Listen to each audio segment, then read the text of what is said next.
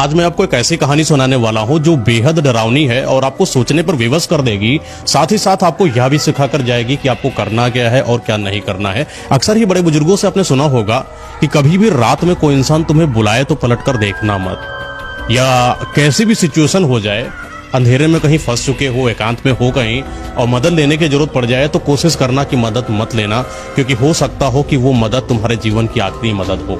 ऐसा ही आज की कहानी में हुआ।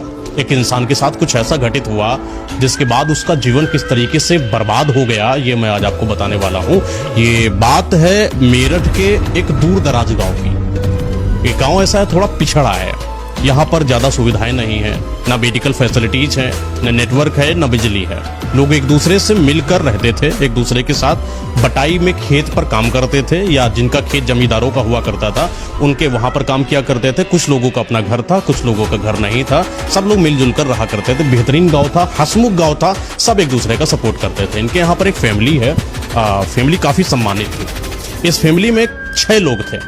एक बुजुर्ग थे, उनके लड़के थे, शादी वादी हुई थी सब लोगों को मिला के। बुजुर्ग का जो एक लड़का था, पता नहीं क्यों ऐसा हुआ कि एक बार कुएं के पास गया हुआ था खेत में पानी डालने के लिए। सिंचाई कुएं से करी जाती है।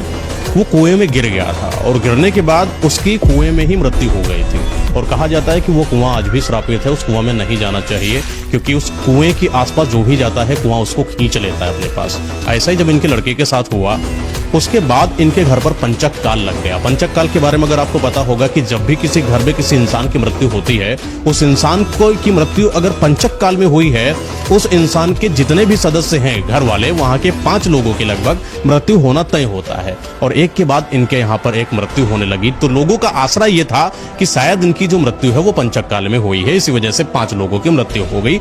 अब इनके यहाँ पर सिर्फ एक बुजुर्ग रहते थे। अच्छा, जो बुजुर्ग रहते थे, बुजुर्ग अकेले तो रह नहीं पाएंगे, क्योंकि वहां पर कोई उनकी देखरेख करने के लिए, सेवा करने के लिए भी कोई इंसान होना चाहिए। और अच्छी खासी प्रॉपर्टी भी पड़ी हुई थी। तो कहीं ना कहीं लालच में एक लड़का था आशीष, जो कि इनके गांव के 1 किलोमीटर दूरी पर रहता था। वो इन बूढ़े बुजुर्ग की सेवा करने लगा। पुराने जमाने में होता था कि बूढ़े बुजुर्गों की सेवा करो, उनका कोई है नहीं तो वो जमीन तुम्हें दे देते थे। आपसी सहयोगी लग मोहल्ले में बीच में बैठकर बात हो जाती थी कि लड़के ने करा तो लड़के को दे दो। इतना लालच नहीं होता था किसी इंसान के अंदर। उनका जो करीबी होता था उनको, हाँ, कोई करीबी हो, या मतलब कि अगर किसी ने सेवा करी है और पंचायत में पंच बैठते थे और आपस में एक दूसरे की बात करके उसको दे देते थे। आशीष इनकी मदद बहुत करता था। एक रात की बात है, बूढ़े जो थे उनकी तबीयत खराब हो गई। अच्छा, जो तबीयत जब खराब होती है तो डॉक्टर के पास जाना पड़ेगा, लेकिन यहाँ पर जो है डॉक्टर बहुत दूर पर रहते हैं। ये समझ लीजिए गांव से 90 किलोमीटर की दूरी पर शहर है, वहीं पर आपको बेहतरीन हॉस्पिटल देखने को मिलते हैं। आसपास कोई जो छोटे मोटे डॉक्टर होते हैं, हकीम टाइप, इन लोगों ने मदद करी, बूढ़े बुजुर्ग की सेवा पानी करने की कोशिश करी, इलाज करने की कोशिश करी, लेकिन वो इलाज हो नहीं पाया। कुछ तंत्र मंत्र का भी करने का सोचा गया। वहां पर एक बाबा थे, वो लौंग वगैरह बनाते थे, वो भी करा गया, लेकिन उसका भी कोई असर देखने को नहीं मिला। जो बुजुर्ग थे उनकी हालत धीरे धीरे बिगड़ने लगी। तो ऐसा माना गया कि आशीष जो है वो यहाँ से इनको बड़े हॉस्पिटल में लेकर जाएगा। सब लोगों की बातें तय होगी, मोहल्ले के सब लोगों ने मिलकर और इनको बड़े हॉस्पिटल में भिजवा दिया। लेकिन बीमारी इनकी बढ़ती चली गई। जब ये हॉस्पिटल तो पहुंच गए, शायद कहा जा रहा था कि 4-5 दिन पहले से आ जाते तो बीमारी पर कंट्रोल बनाया जा सकता था, लेकिन अब कंट्रोल नहीं बनाया जा सकता। वो रात थी, वही शाम के 6 या 7 बजा होगा, बुजुर्ग की मृत्यु हो गई। अच्छा, हाँ, और कोई था नहीं इनके गांव का, सिर्फ आशीष था। अब आशीष करे तो करे क्या करे। आशीष को वो जो डेड बॉडी थी उसको घर पर भी लेकर आना था। तो आशीष ने सोचा अब क्या करा जाए, लेकर कैसे जाया जाए। कोई इंसान हो तो जिसका सहारा लेकर, या बैलगाड़ी वगैरह, या जो कुछ लोगों के पास थी भी गाड़ियां, उनको मंगवा के वो लेकर जाया जाए। लेकिन ऐसा कोई था नहीं और वहां पर फोन कॉल लग नहीं रहे थे। तो आशीष ने कहा कि अब रात हो चुकी है और रात ही में लेकर जाना पड़ेगा, क्योंकि अब दिन का इंतजार तो करना बड़ा मुश्किल है। लाश कहा जाता है धीरे धीरे सड़ना शुरू हो जाती है, और रात का समय हो, या तो उसको ठंडक में रखो तो बचे, वरना सड़ना शुरू हो जाती है। अब आशीष के पास इतना रुपया था नहीं कि उसको जो है एयर कंडीशनर रूम में वहां पर रखवाए कि लाश को बचत करी जाए। तो आशीष ने सोचा कि अब इनको घर ही ले जाते हैं। हॉस्पिटल के थोड़ा सा दूरी पर आपने देखा होगा कि कुछ गाड़ियां लगी होती हैं जो लाश के वास्ते होती हैं, लाशों को ले जाने के लिए होती हैं। तो वहां पर एक गाड़ी है, पता किया गया कितना रुपया लगा, रुपया तय हुआ, डेड बॉडी को लाश के वास्ते वाली गाड़ी में रखा गया।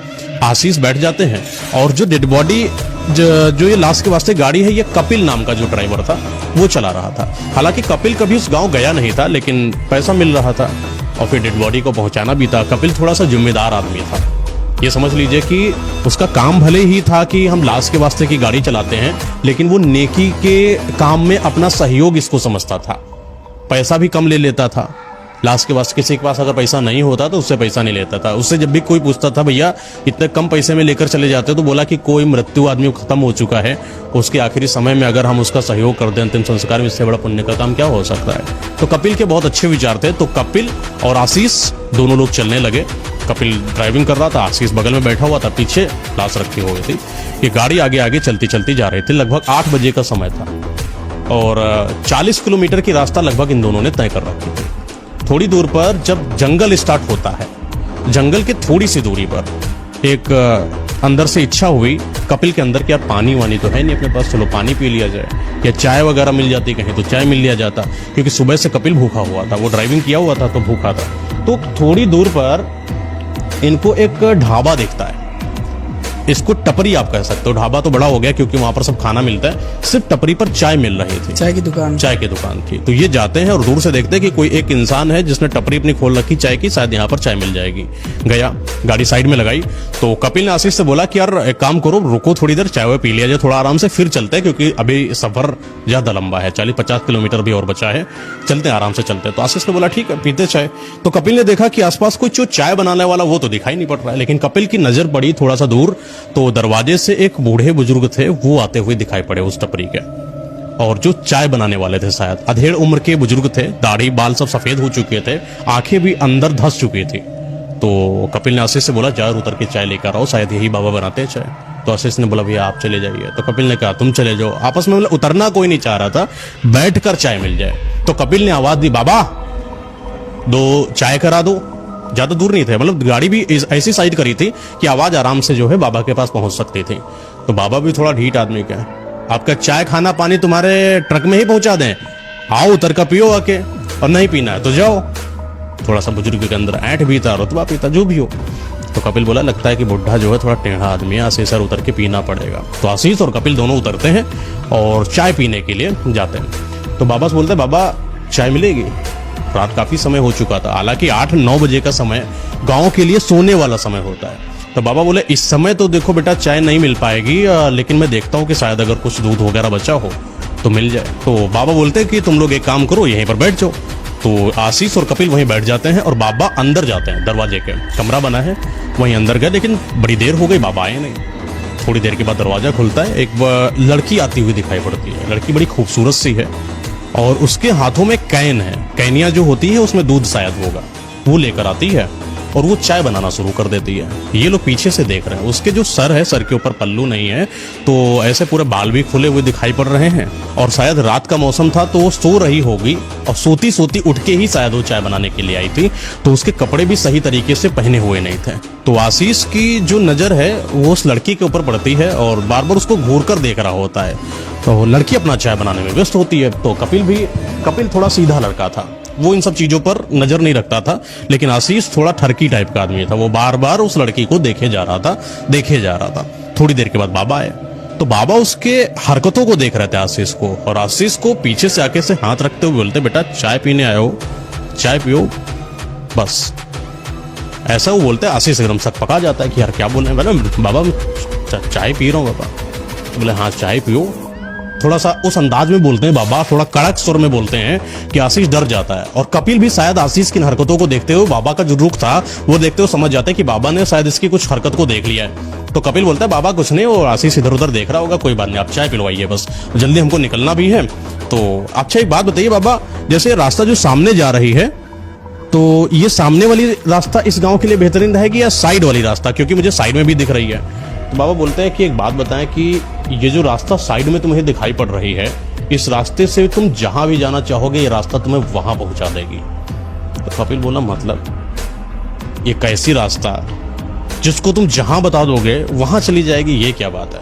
बाबा आप सही बता रहे हैं, ये रास्ता वहीं जाती है जहां मुझे जाना है। तो बाबा बोले हाँ मैं कह रहा हूं कि तुम्हें जहां भी जाना होगा ये रास्ता तुम्हें वहां पहुंचा देगी। तो पता नहीं क्या है। थोड़ी देर के बाद लड़की जो है चाय लेकर आती है, दोनों चाय पीते हैं। चाय का बड़ा स्वाद बड़ा अजीब लग रहा है। बोले चाय बाबा अजीब लग रही है, थोड़ा सही से बनी नहीं, क्या दूध फट गया था क्या? तो बाबा बोलते कि बेटा देखो भैंस का दूध हमारे पास था नहीं, खत्म हो गया था, हमारे घर में बकरियां थी, तो हमने बकरियों का दूध निकाल के आपके अंदर की जो इच्छा है चाय पीने की, उसको तृप्त करा दिया है। हालांकि आप लोगों ने शायद बकरी के दूध का चाय पी नहीं लगता है। तो कपिल और आशीष बोले नहीं बाबा, आज तक तो नहीं पी। तो बोले इसीलिए शायद तुमको अजीब लग रहा है, मैं तो बकरी के दूध की ही चाय पीता हूँ, मुझे तो भैया बहुत पसंद है। और आप लोग पीजिए, आराम से मौज काटिए, फिर बड़ा एक लंबा सफर है, आराम से जाइए। और मैं तो कहता हूँ कि बगल वाली शॉर्ट वाली जो रास्ता है, इससे निकल जाओ तो ज्यादा अच्छा रहेगा। तो कपिल हालांकि इस चीज के लिए बड़ा जिम्मेदार था कि वो कभी कोई शॉर्ट रास्ता नहीं लेता था। उसको ये पता था कि अगर मुझे जाना है, भले मुझे समय देर लग जाए, लेकिन बेहतरीन रास्ता मिले, क्योंकि लाश रखी हुई है। या कई बार तो वो उन बॉडीज को भी लेकर जाता था जो अभी मृत्यु की तरफ नहीं गई हुई हैं, अभी उनमें जान है, तो हिचकोले ना आए, बच्चा बच्चा कर जाने की इच्छा था। हमेशा वो लंबी रास्ता तय करता था।